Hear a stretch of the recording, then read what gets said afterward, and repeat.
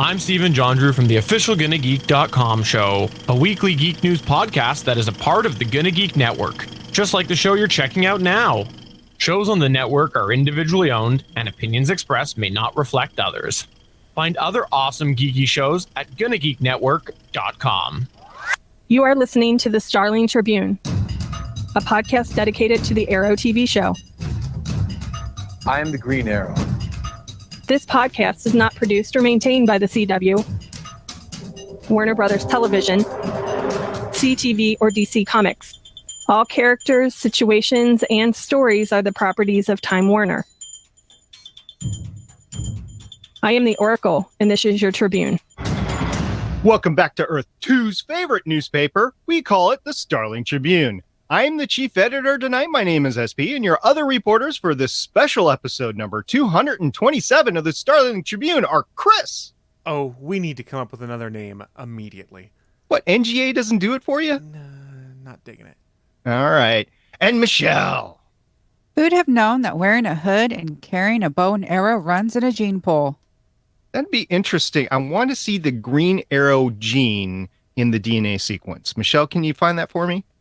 Sure, I'll get right on that on my handy little DNA thing right here on my desk. Well, I would assume you would have one because you talk to Felicity all the time.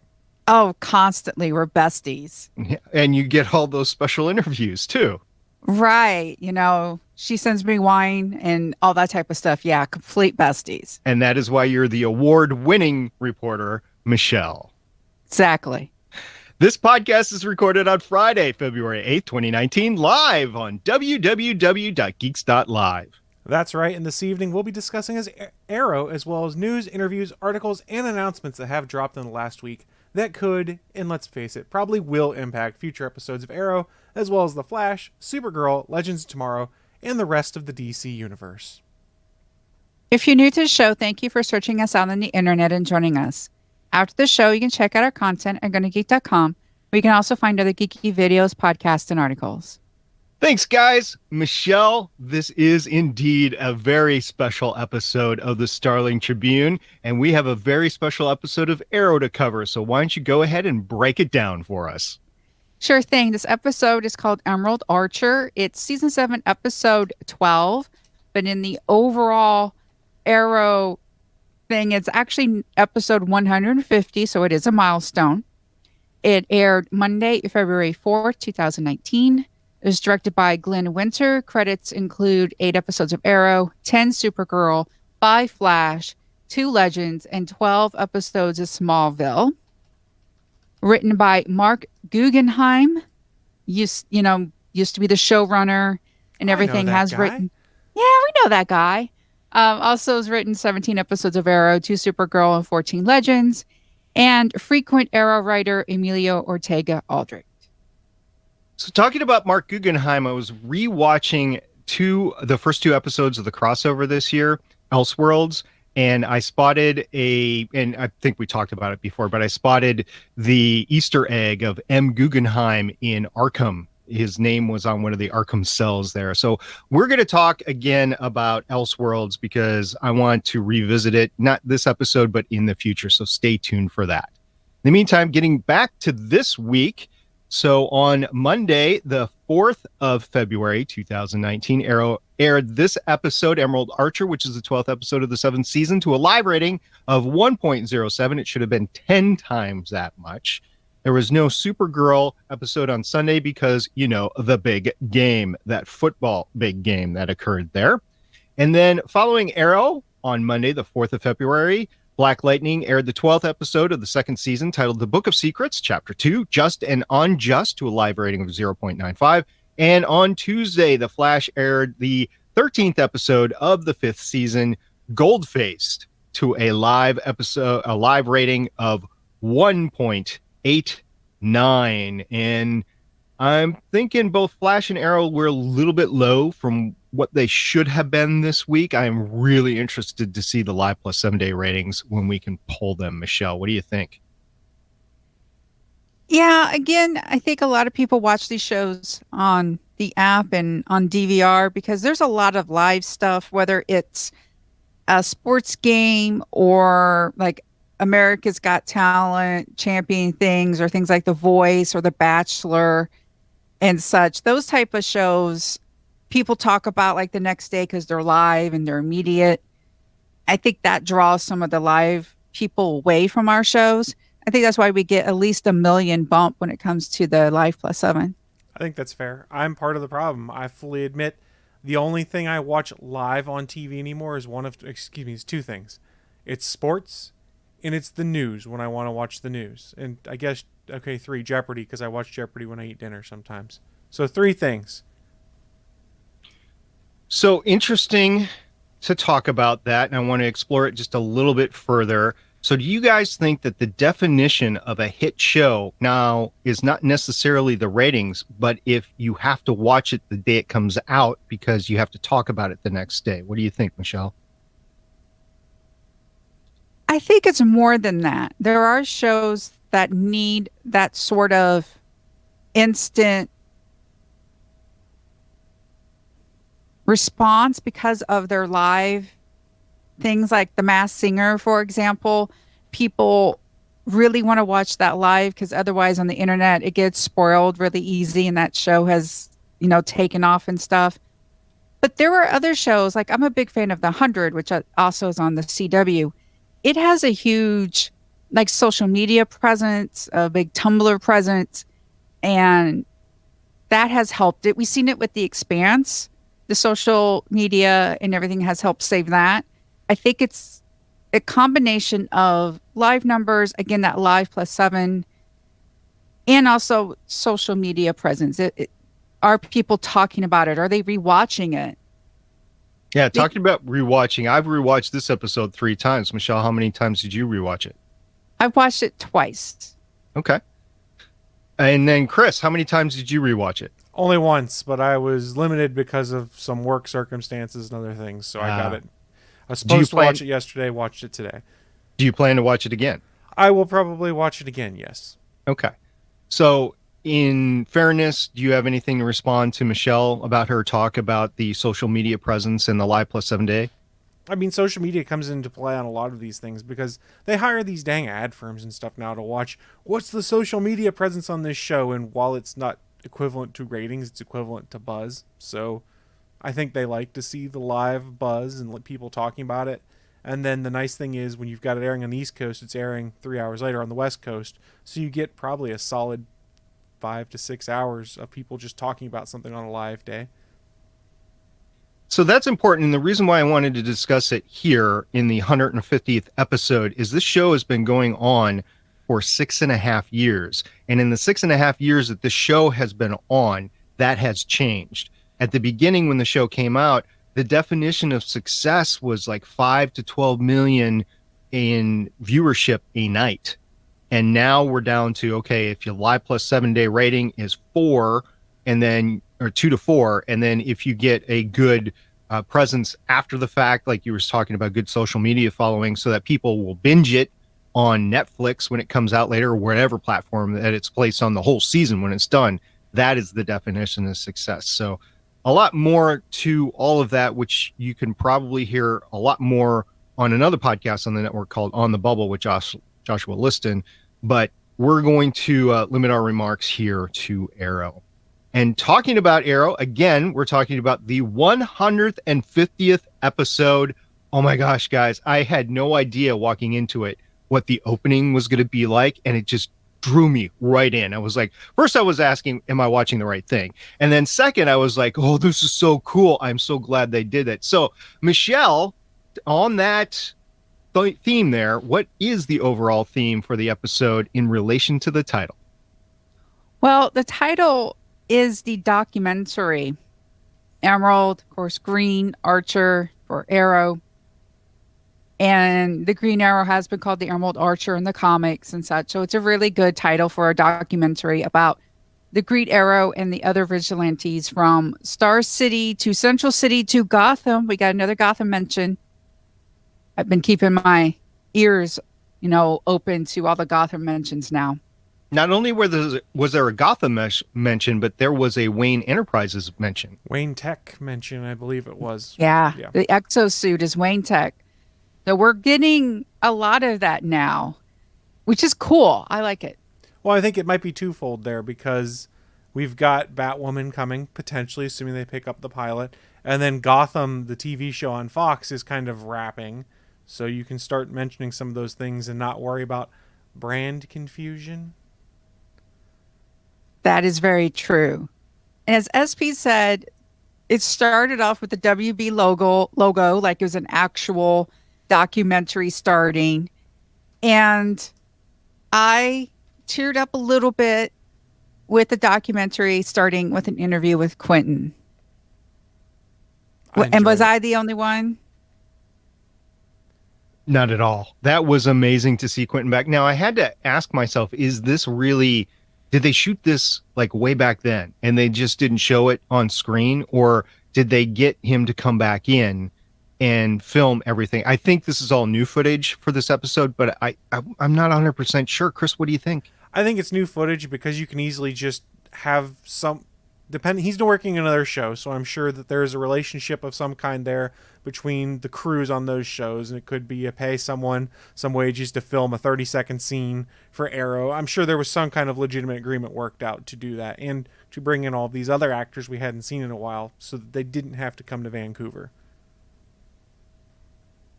I know we got Willa Holland for Thea for 30 seconds. We had Sarah, of course. Sin, who we haven't seen in a few seasons, and we found out that Ragman is still alive and still out there. Well, he was still alive at the beginning of the episode. We're unclear about his whereabouts at the end of the episode. Well, he That's doesn't true. kill them. He just takes trophies, is what we found out about this guy, though. The vigilante hunter. Wasn't that line thrown around?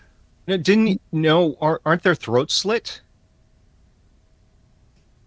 Perhaps I'm misremembering then. Well, no, you're right, because that's right. Okay, so the woman says that she's been collecting interviews over time. So you're right. The interview with Ragman probably happened before because they mentioned that they found Ragman's mask and Huntress, and they haven't been able to get in touch with them at all. So that means the Huntress is out.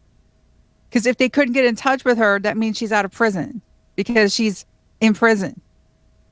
So maybe now she's not in prison anymore. She could have served her time or gotten early release. Remember, she did work with the Argus, was it at the time?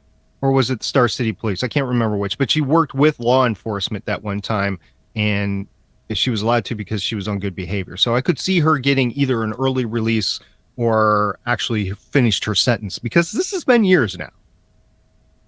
Very true. Mm-hmm. And of course, we had the worst interview of all, and that's, of course, with Barry. Did I screw that up?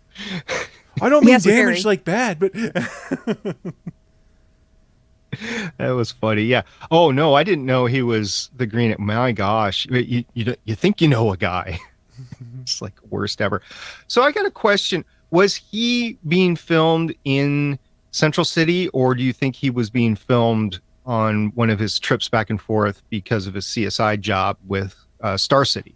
I thought it was in his apartment, it looked like, in Central City. So, I mean, they made a point of name-dropping or referencing vigilantes from Star City to Central City to Gotham and things like that. So it would stand to reason that as part of this, they might try and talk to people in these other cities where there are vigilantes and things like that. I don't know. I'm going to give a small spoiler here, and it's not really affecting anything, at least not that I know of. But the reason why it's further confusion, if it is in his apartment, is the fact that I'm not sure if they're in the apartment anymore. Yes, they are. Okay, so it's just the office? Okay, got it. Yeah, Okay. Barry and Iris still have that apartment. Okay, fair enough. And what I was surprised with, I really thought that this was going to be, I don't know, like a clip show. I mean, I know there were writers. I know Mark Guggenheim was writing it and had Emilio involved. I was very surprised and very thrilled that we had actual plot and character development and movement forward. What about you, Chris? I'm pleasantly surprised because the way they describe things with it all being focused on the documentary, I didn't expect much besides like kind of the one-off freak of the week kind of thing that ties into like clips from the past and things like that. But no, they certainly advanced what's going on in kind of in a big way with the reassembling of Team Arrow. Or at least most of it. Yeah. I was actually pleasantly surprised by the way that Paul Blackthorne had more screen time than Kirk Escobedo in this episode. Not that I dislike either actor. I like them both very much, but it was just fitting for the 150th that the big villain got less screen time than some past actors. It seemed kind of forced to have Diaz in there. I mean, I think they're just trying to find ways to get Kirk Acevedo screen time right now, because that was the only villain you had that was really interviewed or anything in this documentary, or at least what we saw of the documentary. I would argue we probably didn't see the entire contents of the Emerald Archer documentary. Right. But to Michelle's point, yeah, I really like this episode and the plot movement forward for all of the main characters. You had Oliver coming back to Diggle and them acknowledging the fact that they really haven't had a chance to work with each other. Diggle did try to tell Oliver what was up. I think he could have tried a little harder. I think they could have taken 30 seconds, a minute, whatever, to quickly go through it. But on the other hand, Emiko was in danger. So I don't blame them for not going further into detail once Curtis came up to them. We could go down the list of characters and every single one of them, including the mayor, who I think is a secondary character really this year, really moved forward. Laurel Lance moved forward. Renee moved forward. He had everybody that's a main character. Now, you did not have some of the flash forward characters, like Roy Harper wasn't there. But he's not in Star City right now, so I can get that. But it was nice seeing Willa Holland around too. Now she's in her own series too right now, right? Not that I'm aware I of. don't think Okay, so she was just a free agent coming back on set. I mean, I can check the Google machine. No, I'm just looking right now. She's in. She did some voiceover work for Kingdom Hearts 3, which is a video game, but that's it. But they did touch on Roy when he tried to take the fall for Oliver. Oh yes. And there was that interview, and they were like, "Why would you do it?" It's like, because the city needs and the hero and such. I stand corrected, and I think that was all new footage too. Yeah, quite Well, it should be. Yeah, we did have a bad guy this time, as we talked about the vigilante hunter, who we found out likes vigilantes and such, but okay, had the really cool like wing tech gear and such. Was it me, or I'm sorry, I have to get this thought out of the way. The camera crew was like following them, like when they were the cops and trying to. Did any of you have the bad boys? You know what you're going to do? No, but I can totally see it now. And when I go back and watch this again, that's all that's going to be playing through my head now. I know. Oh gosh, I didn't either, but totally. Oh, that's a perfect characterization of it. Absolutely. That's fantastic. Well, the thing here is that both Stephen Amell and SCPD are fully trying to get the public on board. So they're given open access to this camera crew, right? And as we know, camera crews can be extensively intrusive, especially when they're given full access, and they do their best to have full access. It's kind of funny though, whenever everybody says, okay, you can't see this for whatever reason, it's usually for their safety, although not all the time, but it's usually for their safety. And the one time that she stands up and she goes, no, you said we're going to give us full access and we signed up for this. We know what's going on. And then they get, explosions going on around them, and then they run out well, one camera guy stayed actually, but the other two left the building. So I have to hand it to that one camera guy. That was an amazing shot. The fight in the office building at 101 Federal, Adam Hunt's building, when they're up in whatever floor that they're on, running around. Obviously, it was not Stephen Amell. At least it didn't look like Stephen Amell, because it was, the lighting was all blacked out and everything. But that was just amazing. And as he's running through that open space, which I can only think was a cube farm when the building was actually up, he was shooting arrows of course, they're CGI arrows. I could understand that. But he was shooting an arrow. Did you guys see it when he was leaping on his side at the end? Oh, that was amazing. That was cool. That was a Yeah. cool scene. And I loved how they brought Hunt back, season 1 callback. That was a great Easter egg for those of us who've been watching since season 1 and such. Adam Hunt's been his name has been in and out of the entire series. I won't say it's been once a year, but he has. It wasn't just season 1. His name or him have been in several different seasons. So that is actually a heck of a callback for Beth Schwartz to make. When you're making the show now in its 7th year, and I believe Beth Schwartz was involved from season 1, if not season 1, season 2. She's grown up as a TV producer within the show. We've talked about it before. She's remembering all this stuff and able to bring it all together. And that's what's making this season special. So not only do you have the DC legend behind Green Arrow, Batman, the DC stuff, but you also have the legend of the show now over the last 6 seasons. And it's great. I mean, bringing Sin back, I did not see that. That was a nice touch. I didn't see it at all. And it was, like you said, it was nice. It was a good callback. And you go, oh yeah, we haven't seen her in ages. And then we had that big fight at the end at the town hall where we finally get our Team Arrow back. It was kind of nice to see. Chris, what did you think of the fight?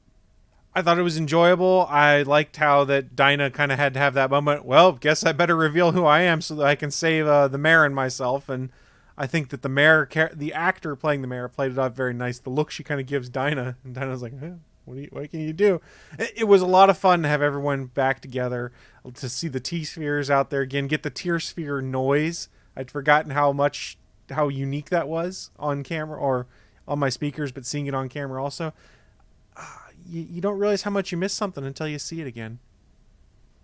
The mayor, by the way, is played by Laura, spelled Laara, Sadiq. And, of course, the character's name is Mayor Emily Pollard. And she is doing an amazing job because you think she's just this cold-hearted mayor, right? And she even mentions that. You think you're going to melt my cold heart. And, no, not really. But I see the benefit of having them around. Now, I think there's a little bit of, I'm going to let you hang yourselves here because I'm going to bring you in if you don't produce results. Very much so. Yeah. But at this point, it would be difficult for her to do anything else. Okay, let's get back to the fight. The fight reminded me a little bit of the multi-tiered, multi-leveled fight that they had way back in with the League of Assassins, right? In season 2. And if you remember from the beginning of the documentary, there were scenes from that were shown in the documentary. That was, well done, Beth Schwartz, bringing that in. Again, this episode, well done. Beth Schwartz doing a good job, and they're bringing all the great callbacks in.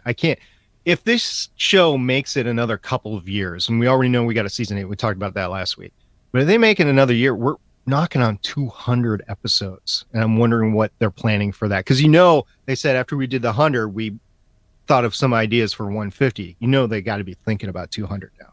Yeah, and you were right, SP. This week, it's a great nostalgia play. They didn't overdo it with the nostalgia. It's almost the perfect amount to have you go, oh, I remember that.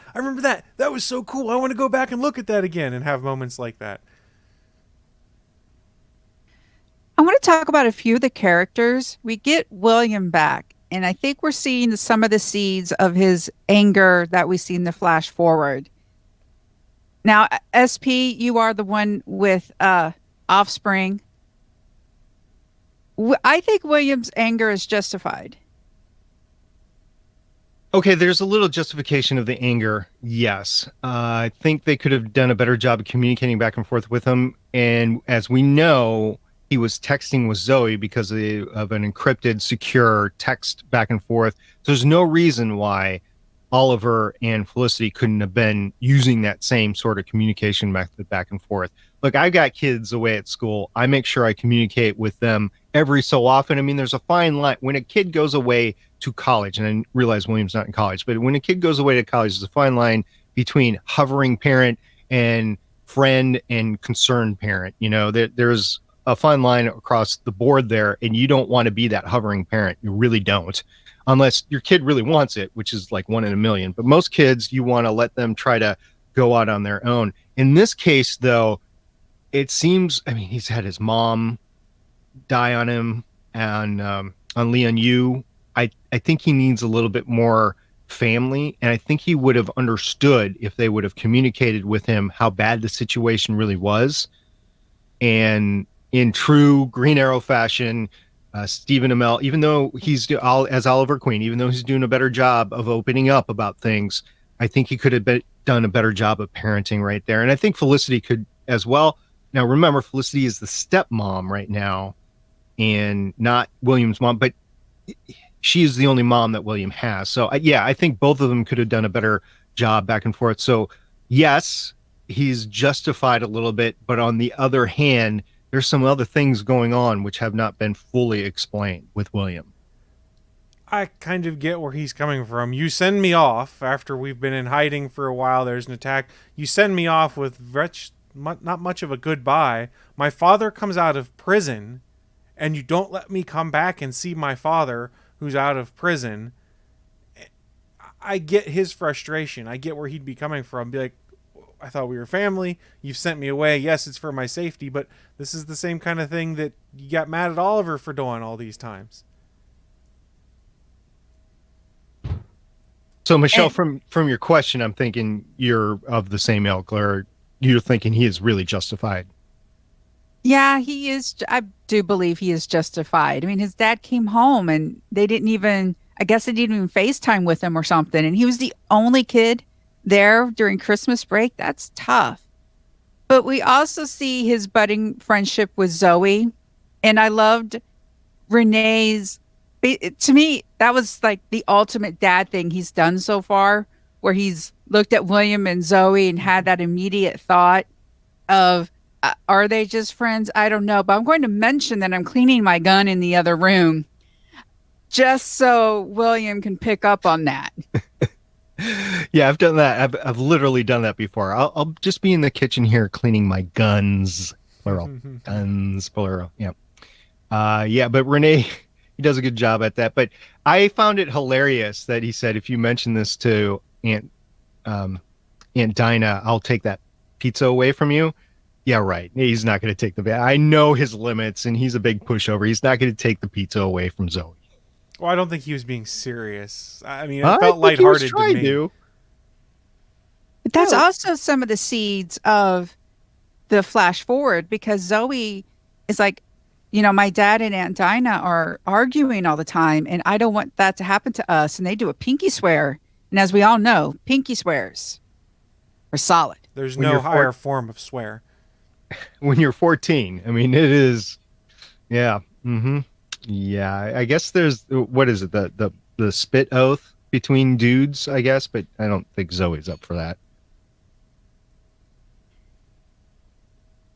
Now, it seems as though Renee and Emiko is definitely forming their own little side Team Arrow thing. I don't want them to be an item. Because didn't he flirt with Thea? He might have had that was pretty blatant flirting. I wasn't getting a huge flirt vibe here. No. I saw the possibility more from her than from him. He's more, we have a job to do, let's do it. And he's looking at her, and it's not a romantic look. It's not a lustful look. It's we have a job to do look when they're in her lair after she gets out of the hospital. And we'll see how that progresses. But I have a question for you guys. Now, the mayor said, we're going to go ahead and give them all badges. Does that apply to Emiko? See, that's what I was trying to figure out as well. And the implication I got with they all get badges was everyone that participated in that fight at the end, which Emiko did not. My thought is we probably have the new Green Arrow still be on the outs and still be a vigilante, and then it puts Oliver in the difficult situation, and now Diggle, I guess. Well, actually, almost everyone now, of knowing this is Oliver Queen's half-sister. How do we handle this? I like that Oliver told Dinah about Emiko. I mean, I knew he was going to tell Diggle, but the fact that he also told Dinah, I think is a good step forward. I like that Dinah was understanding of it. Be like, yeah, I could see how you need to get your head on straight for that. Where when he told Diggle at first, Diggle was kind of at first like, you kept something else from me. Whereas, and maybe that's what actually helped him figure out the better way to tell it to Dinah, though, too, was to be like, I needed time to put my head on straight so they don't leap to the automatic conclusion. It's yet again Oliver Queen hiding the truth from everyone. So they're not Team Arrow anymore. He can't exactly call a team meeting and go down to the bunker and say, guys, I have something to tell you. And he's done that before. So he can't exactly do that. He's got to go to everybody individually. And that puts a damper on being able to tell everybody, right? So it's just a time delay. And honestly, he's getting it out as soon as he really can, given the constraints of everything. I'm on Oliver's side here. Yeah, could he have done it maybe a little faster? Yeah, but at the same time, he did need time to deal with it personally, but also they needed to ascertain that she wasn't like a new Talia or Nissa and trying to kill everybody. I think everyone was in the same place when it was all said and done once they'd found out from Oliver. It was that, okay, yeah, I get what's happening here. Diggle jumped to a conclusion at first, but then it was kind of a reset when he realized, okay, this has got to be a difficult situation for Oliver, and it's not the same as past situations we've had. So I think it was an interesting way to have a more mature revelation on this show between the characters. Chris, that conversation made me miss the Diggle Oliver bromance so much. Yeah, me too. But I think if it looks like what I think it looks like, we're getting it back. Because if the team is put back together and they're working for the police because they're all deputized, one would assume they're going to be seeing each other every day, and that chance is there to come back. The real question is, what does that mean for Diggle's work at Argus with Lila? Is that just a part-time gig now, or is he splitting time between the SCPD, TD-wide to SCPD? I don't know. That is an interesting point. I'm going to take it a step further. Is Curtis and Diggle going out as quote-unquote vigilantes actual violations of the anti-vigilante law, or are they just acting like Argus employees with the permission to operate within Star City? Yeah, I was wondering why Diggle didn't pull the Argus card. I mean, I guess maybe he didn't want to do that because of Renee, because Renee wouldn't have been in that. He would have been able to protect himself and Curtis. Because Renee also, this has been an interesting episode for Renee, because he, at the beginning, he's like, oh, look, Oliver's got that shiny badge. And, oh, you didn't have any other badges for the rest of us? Sort of a dig. He did dig it, and then Dinah fought back a little bit, and she said, look, Oliver's trying to keep the one he has, or the mayor's trying to take the one Oliver has, so I can't give out any more right now. In the end, they did the right thing, because if they didn't do anything, so the mayor was pressing, even though she was warned not to have the, whatever you want to call it, debate, press conference, whatever it was, town hall, I guess. Even though she knew that it was threatened, she was having this meeting anyway. So the only way that they could defend was actually bring out vigilantes, or maybe Argus or whatever. So I could see how vigilantes saving the day here actually worked to everybody's favor, because if it came out that the mayor had this meeting in the face of the threat which actually happened, that would look really bad on her. So they did have something over her. And the mayor allowing Dinah to basically, say, you get a badge, you get a badge, you get a badge, seems to lead to the problems that we see in the flash forward. And I live tweet this, and I was reading in the feed, and someone on Twitter actually predicted this, and I couldn't find out who it was. And so I'm sorry, this was not my thing, but somebody on Twitter was like, this is going to end in the future with someone watching this. And lo and behold, that's how it ends. And we find out that this documentary was actually supposed to be shelved. Black Star is watching a bootleg, stolen copy of it. And then we get somebody entering. That person is Connor. Do not know if it's necessarily JJ or not, or somebody else. And Connor calls Black Star Mia, which that has comic book connections, but don't know if they're going to go anywhere with that or not. But they end up finding the bunker. In the documentary, Oliver says that we're going to rebuild it and it's going to be better. We're going to be better. But when we find the bunker, it's still a wreck. What did you think of that revelation, SP? I'm almost disappointed. I really had to deal with that for a while. And I put some spoiler tag stuff in our Discord server channel about this, which you can find at gonnageek.com/Discord. It's the Starling Tribune channel in that Discord. And we've been using the spoiler tag to talk about the episode before we talk about it here on the podcast, at least. And my issue with that is I'm having a problem because the team ultimately fails. And there's no way around it. And the bunker being destroyed in the future, actually Star City being destroyed in the future, it's all pointing to the same thing, where these characters that we've known to come and love, they're failing. And as far as we know, Felicity and Oliver are dead. Now, I do have thoughts on that. We've explored those on the podcast in the past, where I actually think we're being misdirected a little bit there. But in any event, right now, that's where we're at. So I'm hoping that they are misdirecting us a little bit, and that the team ultimately, it's going to take them so long to come to the victory in the future, but they eventually get to the victory in the future. And so that's my small hope there. But seeing the bunker in the future, after they said they're going to rebuild it, and they obviously did, because the destruction was different in both shots, it was almost disheartening. Like, why am I watching the show if they're not going to be able to do anything? So that's my initial thought of it. But my other thought is, I have faith in Beth Schwartz, and I think she's leading us into a good place eventually. And I'm just going to go with her, at least for now, because she has not proven me wrong yet. This could be a huge reveal at the end of the season or next season, because we know we have a season 8. So it's interesting because they've kind of put themselves in a difficult position. Like you talked about, it's kind of disheartening if the stuff we're seeing in the present with all the people we like means that they lose in the future because everything's wrong. But if they also find a way to change things in the current day that would change the future, then it basically rewrites all these flash forwards we've been having, and we've wasted our time all year on them.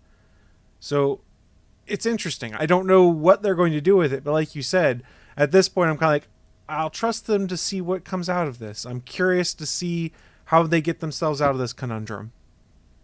My other thought in this whole thing is, if they do a, how far in the future is it? Were we talking 15-year jump, 10-year jump, something 20. like that? 20-year jump. If they do a 20-year jump, they are no longer in line with the other CW shows, Supergirl and The Flash. So I find it difficult to believe that that is where they're leading us, away from the rest of the shows. But we already have Black Lightning, that's not really part of the universe, and Supergirl is on a different Earth. So, maybe this all can work. We do have the Legends of Tomorrow. They do time travel, so maybe they can go back and forth and bring the team back and forth as needed. I don't know. I don't think this is going to end with them being out of sync with the timeline of the rest of the core shows. I don't think that's going to be, at least not until after the crossover for sure, because they've got to be able to cross over with less complexities. Could you imagine how difficult that would be if they had to do like a flashback episode in Arrow next year just to do the tie-in? Yeah, but doable. I mean, Yeah. We've had good flashback episodes in the past before. I don't know. It's so, the floor is so wide open now, whereas we were in a box for seasons 3, 4, 5, and 6. And now we're totally open. I guess, again, credit to Beth Schwartz and the team that she's put together, because they have us guessing this much again. And it's fun watching the show when you don't know what's going to happen. That is true. Chris, anything about the episode you still want to talk about? I think we touched on just about everything. I'll just reiterate, I've really enjoyed the fact that new Team Arrow is back together, and I don't think I've touched on it this season. I like the fact that Renee is back to his old school costume. That is true, SP. There's really so much. I mean, I wish I would have taken notes when I was watching it, but it was on the elliptical, which made for interesting. I mean, I was like hooting and hollering, like, really enjoying the episode. I think the only other thing to bring up is we didn't get Moira in the flashbacks. They were very particular on who they brought back for the flashbacks in the documentary, and I appreciate that. Maybe it was just because we can't bring back everybody. Okay, got it. But I think they did a good job, and I think, like I said, if the show makes it to 200, I'm wondering what they have in store for us for 200. You know, like as a concept, because they don't know where the story is going to be in 50 episodes if they get another 2 seasons beyond this.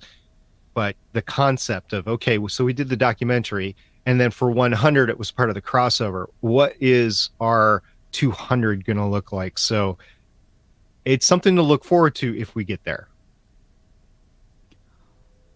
One of the things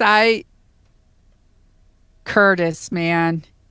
Curtis was his typical geeky, funny little self. He talked about, private satellites in front of a camera crew, was really happy he came up with the bad guy name. And he's like, what? I'm not Cisco. So he name dropped Cisco in front of this camera crew.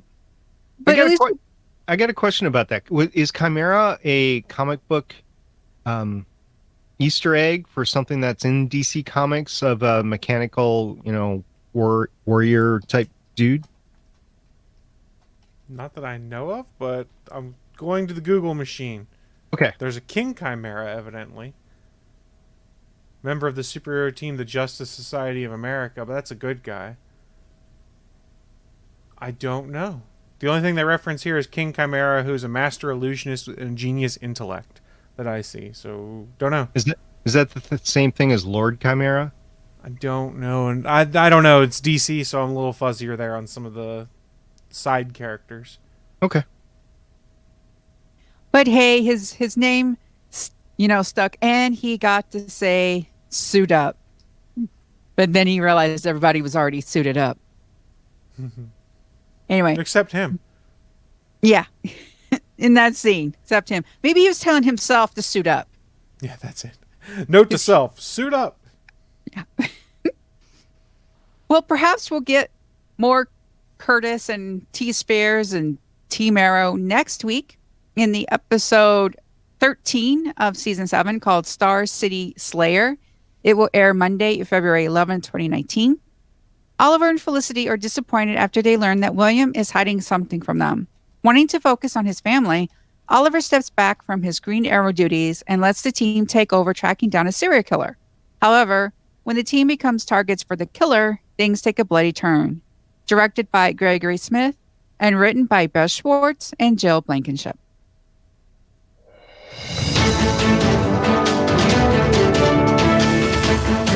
Live from the Starling Tribune main news desk on floor 52 of the Starling Tribune Tower, it's the weekly news roundup with award-winning news anchor Michelle Ely. And now, Michelle Ely. We don't have any news. Oh, we don't. The news is there's no news. Yeah, okay. It's been so we suspiciously quiet. Okay. Well, what an amazing 150th. And because of that, we actually have feedback from our last episode as well about this episode. And it's from our commenter, P Fruit. And she said, I watched Arrow 150 and really enjoyed the documentary format. It was a fresh take on an episode. Plus, it was nice to see so many guest appearances, specifically Thea and Quentin. Also, the callback to Adam Hunt in season 1 was great. The villain of the week was a throwaway, but he gave us some great fight scenes. I like that they addressed the lack of bromance between Diggle and Oliver. It was nice to finally see a version of John Diggle I recognize. You mean Green Lantern John Diggle? Oh, I'll have to go back to the crossover on that. I hope they have a similar conversation between Diggle and Felicity because that friendship, and I would say marriage, has been strained. Also, he really needs to tell Felicity about Diaz. Yes, he does. William's subplot, while not exactly fun to watch, actually made sense. He had been kidnapped, an explosion killed his mom, his dad went to prison, and then his new mom was almost shot right in front of him. That kid has a lot of issues. And while I understand that after the break-in during Season 7, Episode 8, and the Elseworlds craziness, Olicity probably thought it was best not to bring him home to that insanity. I also understand his resentment. There's more to the story since he was expelled. I'm inclined to believe they will be revealing his sexuality soon, and that may be playing a part in his behavior. Side note, they may not share blood, but he really is a lot like Felicity if he was able to create a fake school website. And I really appreciate them showing the friendship between William and Zoe that was mentioned in the flash forwards. I found Mayor Pollard's turnaround and acceptance of vigilantes abrupt. We keep being told by the flash forwards that vigilantism led to the destruction of Star City. I feel that Pollard deciding to deputize the whole team is a setup for their downfall. So, Chris, P. Fruit has given us a lot to think about. What do you want to talk about there? Well, let's start at the end. I agree that the turn's abrupt, but I like is theorized there. I think the turn is abrupt on purpose because it's, hey, the public is kind of on their side right now. Let's set them up and see what happens here. And if they succeed, great. I get credit for giving them a chance. And if they fail, I can go back and make, I told you vigilantes weren't the answer. Michelle, I'm getting the feeling that you agree completely with P. Fruit here. Basically, we agree a lot. I do agree about the Diggle and Felicity comment. They do need a conversation because he really wasn't there for her. You know, he just kept relying on, Felicity, be with us, at Argus, when really Felicity needed John Diggle. She needed, to talk to Spartan. Spartan needed to help Felicity while Oliver was in prison, not this Argus guy. So they do need to have that conversation. Okay, so I'm just going to go back to the end again with Mayor Pollard. So I think you're spot on that she had a abrupt change, although I kind of discussed that before. I want to go a step further. I don't think she makes it out of the season. I think whatever happens to Star City, maybe next season, right? But whatever happens to Star City, she doesn't make it out of. And then also, she could be a bad guy. And she might be deputizing all the vigilantes to make sure she can keep tabs on them, within official circles. So that is a possibility. I mean, the show has taught us to look out for that sort of stuff. And if that's the case, maybe that contributes to what happens to the city. I don't know. So anything else, guys? We're on Pre-Fruit's comments here. No, but thank you for putting those in. We appreciate it. I have something. I realize that mayors don't last long on this show, and neither do district attorneys.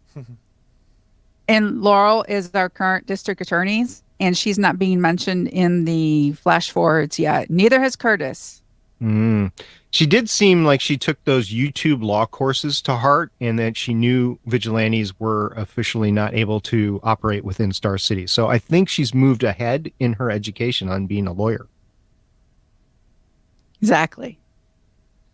We also had a great comment on Discord from network owner Stephen Jondrew. He said, I still suspect the flash forwards could be wiped out. Perhaps it even leads to how the timeline is resolved. Like maybe an action they do in the future affects the past, because I totally agree with SP. What? He totally agree. Wow. Okay. So Stephen Jondrew totally agrees with me. I think that as they stand, it puts a damper on it. As someone said on Twitter that I saw, they basically mean that all their hard work in the present, quote, means jack poop, unquote. And that is from network owner Stephen Jondrew. Michelle, what do you think about that? I mean, he even agreed with me. I know. First off, that's amazing. We have to immortalize this day for history because this rarely happens. I said from the reason that flash forwards make me uneasy because we're seeing of, possibilities. And I do want to have hope for our heroes. But considering, the crisis is coming up, we have legends, and we are getting a bit timey-wimey in the Arrowverse. I am hoping that Beth does something really good with this and it just exceeds our expectations. we have a lot of trust in Beth right now, and she's not steered us wrong. And yeah, we'll just leave it at that for now. And Beth, thank you very much for making this an entertaining season. Steven, or Chris, do you want to say anything back to Steven here on his Discord comment? I'm shocked that he said he agrees with SP. That's a rare instance, and I think we should memorialize this statement on like a plaque somewhere and hang it up on your wall. Yeah, I think, I can do that. And we can have it etched somewhere in a little metal plaque online somewhere. I can get a wooden plaque and we can put that on there. I totally agree with SP, Stephen John Drew, for episode 227 of the Starling Tribune about episode number 150 of Arrow. All right, I think that wraps up the feedback for the week, Chris. All right, well, this is that part of the show where we like to remind folks that the Starling Tribune is, in fact, part of the Gonna Geek Network, where you can find a variety of geeky and nerdy podcasts that will probably soothe whatever geeky thing you're looking for. And as much as I would love to talk about every show in the network, we very well can't do that. But what we can do is give you a taste of another show and say, hey, go check this one out. And this week we're talking about the Intellectual Podcast with their Season 6 premiere. David and Whitney return to kick off the 6th season of the Intellectual Podcast. Join them as they talk about the future, Whitney's progress in her journey to full-time actor status, and much more. So you can go check that and all of the other Gonna Geek Network shows out by heading on over to gonnageek.com. A lot of great shows over there, folks. That is true. That being said, though, it is time for us to start shutting this thing down. So big thank you to all of our live listeners who joined us at Geeks.live, but also thank you to everyone who downloads the audio podcast or catches the video replay at youtube.com/GonnaGeek. We actually have an Amazon skill that you can use to listen to our podcast. We also have a Discord server, as I mentioned before, that you can come on by and discuss great episodes like this one with us. Or if it's not so great an episode, you can always complain over there. Once again, that's gonnageek.com/Discord. And remember, you can always catch us live as we record at www.geeks.live at 7:30 p.m. Eastern, 4:30 p.m. Pacific on Thursdays. We would love to hear from you. We're the Starling Tribune on Facebook and Instagram, at Starling Tribune on Twitter, and you can call us at 612-888-CAVE. That's 612-888-2283. Well, this brings us to the end of another great episode. Any last words before we sign off? At Stargate Pioneer. Hashtag CGI Arrows. At the Chris Farrell. Hashtag why no hossing. And I am at Michelle. And I am at Michelle Ely, signing off with hashtag bad boys, what you gonna do? Oracle, I think we're done here. This was the Starling Tribune.